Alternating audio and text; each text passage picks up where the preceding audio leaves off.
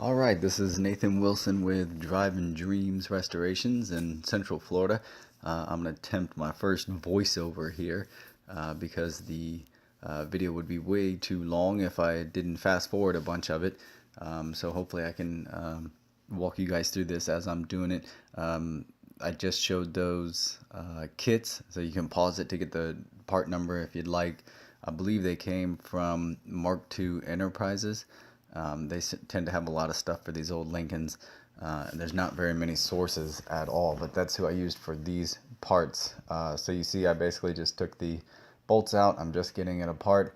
I pulled the first bigger O-ring off, and I'm stretching it out here to show you guys. Obviously, you know, it's a little worn out, and that is enough to cause a leak. This particular power steering pump didn't leak. It worked fine and had no leaks, so a lot of people would think I was crazy for doing all this work, but I do it every time because, and as you can see here real quick, that O-ring, you see how it's kind of bent up a little bit. That's enough to cause a leak also. It wasn't in this case, but it's only a matter of time before things like that, the O-rings start to wear out, the seals start to wear out, and these things will leak. They're really notorious for leaking, which is probably why most of you guys are watching this video right now. There was another third O-ring I just pulled out of that smaller slot there. So I'm trying to make some more videos for you guys. They're really time consuming, so if they help you out, I'm probably going to put a link to my wife's nonprofit animal sanctuary at the end of this video. So if you guys were, you know, benefited from this video, any little donation would be greatly appreciated.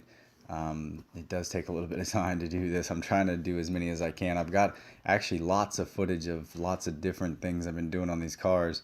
I just haven't had time to put the videos together, so I'm working on it. So here I am just basically cleaning out all the gunk and trash and debris. The main thing when you're doing this, as with just about anything, just try to clean everything the best that you can. Here I just took those two screws out. I didn't get, for some reason, video of that, but just lightly, you know, use a screwdriver or a pry tool and just take your time, lightly pull this top piece off, and now you can see the inner workings of the power steering pump. This one was in pretty good shape. I would always recommend, I mean, especially if this is going to be your car, I would always recommend doing these types of repairs and maintenance. Like I said, whether it's leaking or not, it's always a good idea to kind of get your hands on things, get inside of things, and you know, visually inspect everything so you can prevent a lot of problems before they occur. Here I'm just removing all the little bearings and pieces. Make sure that pin right there goes back in, you know, the correct hole. I'm not sure how to do this. I'm sure there's a tool that you could do this maybe without messing up the seals, because like I said, this one wasn't leaking, so it's kind of a shame to tear up that seal, but you know, rather go new. So I just kind of knock it out with a hammer. You can see it's pretty much destroyed now. But you know, with a new one in there, we won't have to worry about it leaking at all. I was trying to show it there, but I guess I was a little off camera trying to do all this by myself. This is, I believe, I think that was actually a caliper tool. Like you can rent those from AutoZone. Somehow I ended up with one. I think I must have bought it on eBay or something. But basically I just found the right size to go around that bearing and just gently tap it in with a hammer. That's just how I did it. You know, again, there's probably a right tool for that and a better way for that, but that seems to work for me.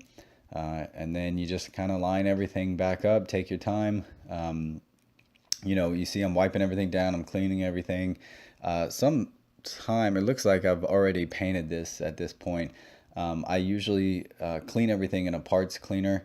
I had some video of that, but you know, no sense in showing me cleaning it with a, you know, in the parts cleaner. And clean it all off really good. Then I go back and wire brush whatever gunk is still on there. And then most parts I sandblast. I don't think I sandblasted this because I didn't want to get, you know, risk getting anything in there, any type of dirt or anything. And then I believe I just wire brushed it down, cleaned it all down, and painted it with some high heat primer and then some high heat silver. I believe that's an Ace Hardware paint. I did notice when I was tightening these screws down, you can see I did it too tight at first and it wouldn't allow it to spin. So be careful with that. You want them, pretty snug, but you'll see basically just to the point of stopping it from spinning. That's how I usually do it. I just back them off just a hair to where it spins freely, but it's still nice and snug. And then again, clean everything. I put grease on everything, as you guys probably know watching my videos. I use a lot of grease on everything. So I grease up the O-rings, put them on there, and just kind of slide this thing back down on here.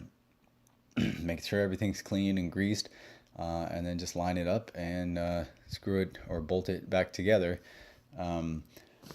You'll see in just a second, I use the, you have to actually, the reason I propped this up with those is because the shaft sticks out a little bit on the bottom. So just to get it level and not, have it leaning and putting a lot of pressure on the shaft, I just kind of put it between those. And then you see me kind of snugging things up with my drill. I just do that to save some time. And then I use the torque wrench.